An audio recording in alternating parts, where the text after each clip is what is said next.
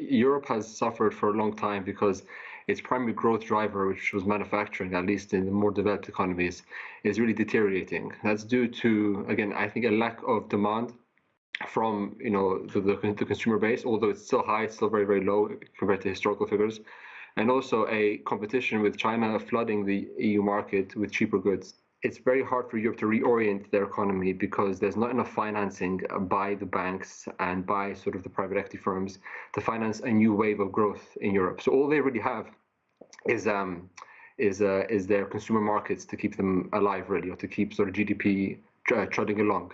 So that's already a good sign for Europe.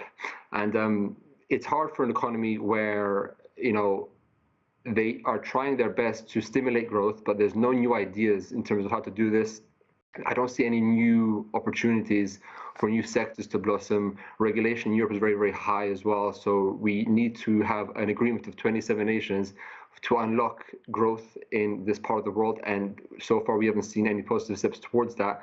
And they're also facing an international scene which is very pressured. Now with Trump coming into office, I think they're going to have even more pressure because we may see tariffs being placed on EU goods into US. We're going to see heightened lobbying efforts. We're going to see a lot of activity for European leaders to ingratiate themselves with Trump's good side to make sure that at least that market stays open, as well as the European market.